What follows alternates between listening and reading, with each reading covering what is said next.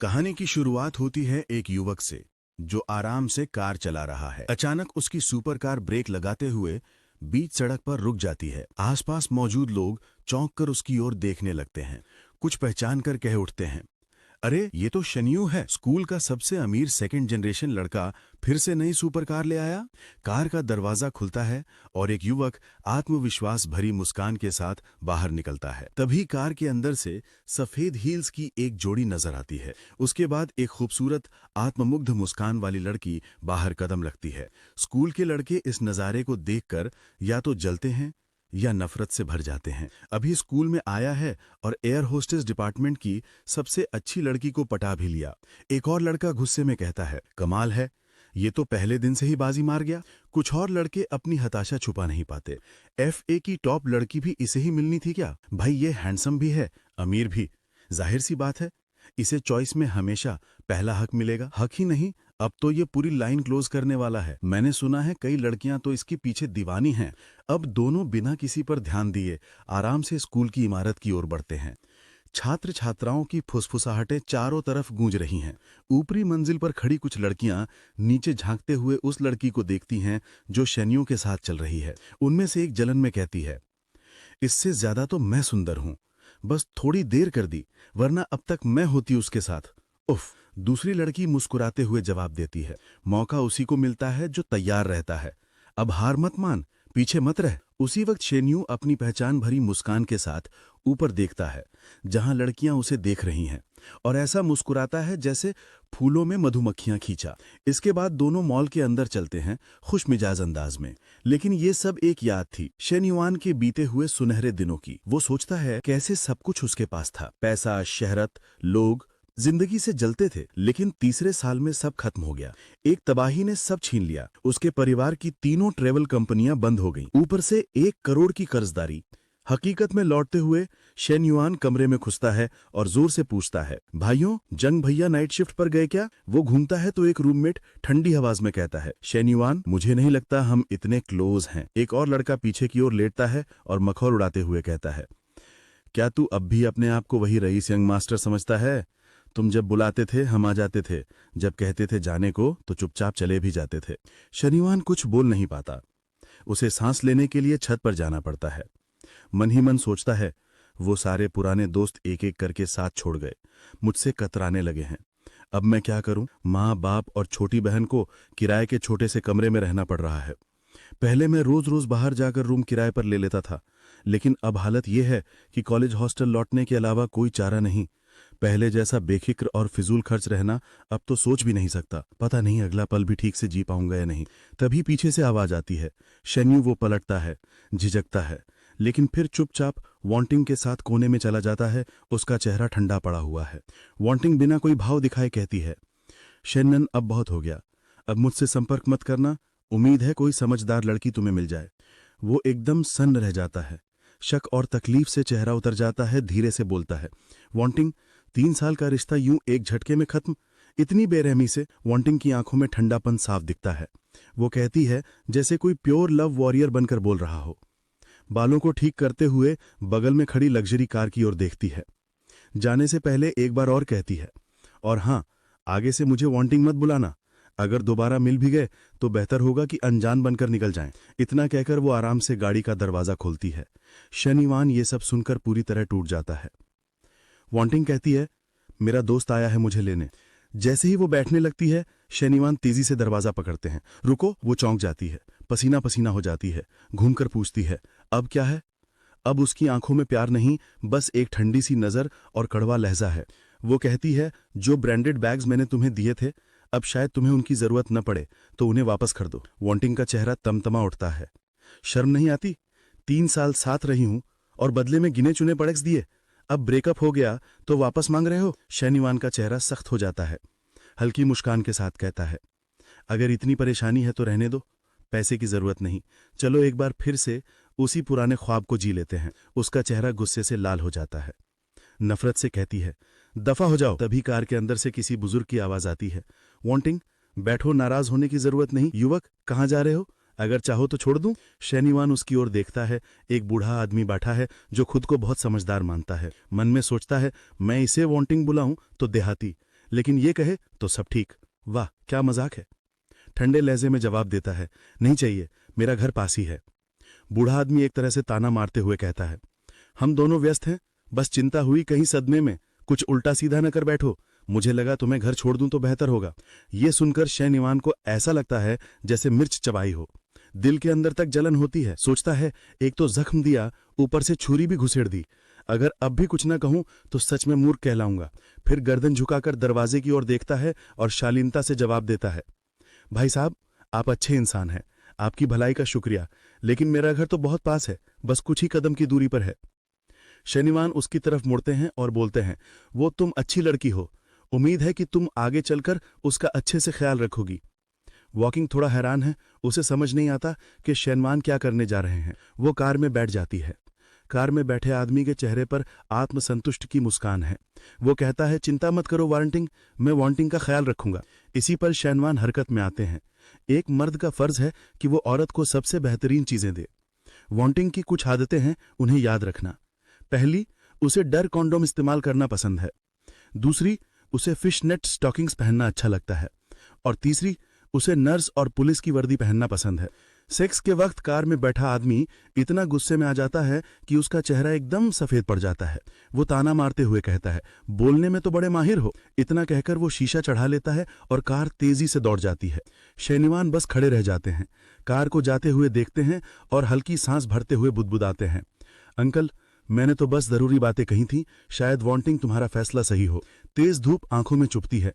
वो आंखें मिचमिचाकर हाथ से छांव करते हैं और बिना किसी भाव के कहते हैं, छोड़ो, अब मेरा इससे कोई लेना देना नहीं। उम्मीद है तुम्हारा फैसला तुम्हें एक परफेक्ट जिंदगी दे पाए। अचानक कहीं से एक यांत्रिक सी आवाज सुनाई देती है। बिल्कुल सही, हर किसी को अपनी परफेक्ट लाइफ पाने की कोशिश करनी चाहिए। परफेक्ट लाइफ सिस्टम डाउनलोड हो रहा है। ऊपर की चुभती धूप अचानक गायब हो जाती है। उसकी जगह एक सुनहरी नारंगी रंग की सिस्टम स्क्रीन आ जाती है, जिसे देखकर शेनवान दंग रह जाते हैं। उनके सिर के ऊपर जानकारी उखड़ती है। होस्ट शेनवान, उम्र 21 साल, कद 182 सेंटीमीटर, वजन 70 किलो, संपत्ति मूल्य 87, सेहत मूल्य 72, शारीरिक ताकत 75, कौशल कोई नहीं। शनिवान पसीना पसीना हो जाते हैं। खुद की तरफ इशारा करते हुए उलझन में पूछते हैं, होस्ट, मैंने तो न जीने की बात की न मरने की, फिर ये सब क्या है? सिस्टम पैनल फिर उभरता है, इस बार ढेर सारे टास्क की लिस्ट के साथ। परफेक्ट लाइफ सिस्टम सफलतापूर्वक डाउनलोड हो गया है। एक परफेक्ट लाइफ के लिए सिर्फ पैसे नहीं, बल्कि विपरीत लिंग के प्रति सम्मान और लगाव भी जरूरी है। सीमित समय का कार्य शुरू करें। अपने आसपास की उम्र लड़की पर पैसा खर्च करें जिसकी पसंद की रेटिंग 60 से ज्यादा हो और उसका सम्मान हासिल करें। टास्क, रिवॉर्ड, पैसे। अगर आप चाहें तो मैं इसका अगला हिस्सा भी ऐसे ही अनुदित कर सकता हूं। जो खर्चा विपरीत लिंग पर किया जाएगा वो 3 गुना वापस होगा। यदि इस खर्च के दौरान विपरीत लिंग का संधिग्रह क्रिएट 3 अंक बढ़ जाता है तो वो पैसा 2 बार वापस होगा। ध्यान रहे, खर्चा केवल अकाउंट या नकद से किया जा सकता है। शेन्नू अपने सामने जो हो रहा है उस पर विश्वास नहीं कर पा रहा है। वो बार बार अपना सिर पीटता है और सोचता है, क्या मेरे पास सच में कोई सिस्टम है? क्या ये सच है या सिर्फ एक भ्रांति? तभी अचानक एक नर्म आवाज उसके पीछे से आती है। शेन्नू एक लड़की को देखता है जो उसे चिंता भरी आंखों से देख रही है। वो उसे याद दिलाती है, लड़के को लड़के जैसा दिखना चाहिए, ये तो सिर्फ एक ब्रेकअप है, इतना गंभीर नहीं है। इस समय सिस्टम भी उस लड़की की जानकारी दिखाता है जो उसकी शैक्षणिक सलाहकार ली है। लड़की शनवान के पास आती और कहती है, मैंने अभी जो कुछ देखा वो सब देखा। ऐसे समय में पुरुष दोस्तों के शब्द सबसे सटीक होते हैं। बाय बाय, अगला बेहतर होगा। शिन्यू चुपचाप मुड़कर ली को देखता है और तभी वो नोट करता है कि ली के सिर के ऊपर पिंक नंबर 65 लिखा है। वो हैरान होकर सोचता है कि ली शिक्षक के सिर के ऊपर ये क्या है। तभी सिस्टम से एक सूचना आती है, ली क्षयों की संधिग्री रेटिंग होस्ट के प्रति 65। शन्यू चौंक जाता है और इस नंबर और नोट को देखकर सोचता है, यानी कि जो परफेक्ट लाइफ सिस्टम अभी तक था वो कोई भ्रांति नहीं थी, वो सच में मौजूद है। ली इस समय अभी भी कुछ नहीं जानती, बस मुस्कुराते हुए उसे प्रोत्साहित करती है। ली के दोस्त कहते हैं, शन्यू हिम्मत रखो। शन्यू खुशी से अपना सिर खुजलाता है और शर्माते हुए कहता है, मैं ठीक हूँ शिक्षक ली। वो अपने आप में सोचता है, तो मुझे सच में एक हैक मिल गया है। ली मुस्कुराती हुई कहती है, ठीक है, वो स्कॉलरशिप के बारे में जो मैंने पिछली बार तुम्हें बताया था, क्या तुमने सोचा है? शेन्यू ईमानदारी से जवाब देता है, कुछ हजार युआन तो मेरे परिवार की कर्ज की तुलना में कुछ भी नहीं है। अच्छा होगा कि वो स्कॉलरशिप की रकम दूसरे छात्रों को दे दी जाए जिन्हें इसकी ज्यादा जरूरत है। ली कुछ देर चुप रहती है और फिर कहती है, अगर तुम ऐसा कह रहे हो तो मैं तुम्हें और नहीं समझाऊंगी। वो धीरे से मुस्कुराती है और शेन्यू को सलाह देती है, अगर भविष्य में तुम्हें कोई भी परेशानी हो तो कभी भी मुझसे संपर्क करना, यहाँ तक कि रिश्तों की समस्याएं भी। ये कहकर वो शेन्यू को अलविदा कहती है और मुड़कर चली जाती है। शेन्यू कुछ देर तक ली को देखता है और फिर अपने सामने सिस्टम पैनल पर ध्यान देता है। वो सोचता है, क्या सिस्टम के लिमिटेड टाइम टास्क के अनुसार ये पैसा सच में 2 बार लौट सकता है या मुझे इसका परीक्षण करना चाहिए? ये सोचते हुए शेन्यू दौड़कर ली के पास जाता है, उसका हाथ पकड़ता है और कहता है, टीचर ली, मुझे इतने ध्यान रखने के लिए धन्यवाद। रुकिए, मैं आपको एक कप मिल्क टी खरीद कर लाता हूँ। ली हैरान होकर जवाब देती है, ऐसा करने की जरूरत नहीं है शेन। वो कुछ कह पाती इससे पहले ही शेन्यू दौड़कर चला जाता है। कुछ देर बाद शेन्यू एक कप मिल्क टी के साथ वापस आता है। वो उसे ली को देता है और कहता है, टीचर ली, ये लीजिए। ली मिल्क टी लेने के लिए अपना हाथ बढ़ाती है और हल्की सी मुस्कुराहट के साथ धन्यवाद कहती है। इसके बाद शेन्यू अपना फोन निकालकर नोटिफिकेशन चेक करता है। फोन पर एक नोटिफिकेशन दिखता है, कंस्ट्रक्शन बैंक कार्ड के साथ उसके आखिरी 4 अंक वाले नंबर 098 पर 10 मई शाम 4:40 पर 18 रुपए आ गया था। खाता बैलेंस 99 युआन था। उसने एक बार पढ़ा और पहले का बैलेंस 87 युआन था। 6 युआन मिल्क टी खरीदने के लिए खर्च किए, जिससे बैलेंस 81 युआन रह गया। अब जब उसने 18 युआन का ट्रांसफर देखा तो बैलेंस 99 युआन हो गया। रिटर्न सच में था। शिन युआन की आंखें चौड़ी हो गईं और हैरान होते हुए सोचते हैं, जब तक टीचर ली की मेरी ओर फेवरेबिलिटी 60 से ऊपर रहती है तो क्या मैं उन्हें बार बार पैसे खर्च कर सकता हूँ और फिर सिस्टम से पैसा वापस पा सकता हूँ? शिन्यू जब ली जाने के बाद उसकी पीठ थकता है तो उसका दिल खुशी से भर जाता है और सोचता है, मेरे घर का कर्ज चुकाने का मौका मिल सकता है।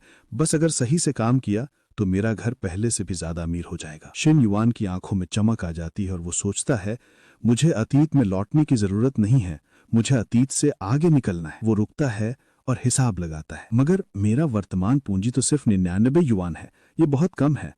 अब सबसे जरूरी काम है पूंजी जुटाना और एक उपयुक्त छोटी बहन को ढूंढना, फिर उन पर पैसे खर्च करना। शिन युआन पास की दीवार के सहारे खड़ा होकर फोन पर स्क्रॉल करते हुए सोच रहा है कि क्रेडिट लिमिट केवल 5000 युआन मिल सकती है। जेबी से लोन 20,000 युआन है, बिजनेस लोन 2584 रुपए है और शुरुआत में उसके पास 99 युआन थे। कुल मिलाकर उसके हाथ में जो पैसा था वो था 49,682 रुपए, जो सड़क के किनारे फेंके गए कचरे की तरह लग रहा था। शन युआन अपने हाथ में बैग को देखता है और दिल में सोचता है, इस बैग की कीमत 39,800 युआन है। ये इस साल के स्प्रिंग मॉडल का है। मुझे कहना होगा कि ये एक हाई एंड इमिटेशन है ताकि टीचर ली से स्वीकार कर लें।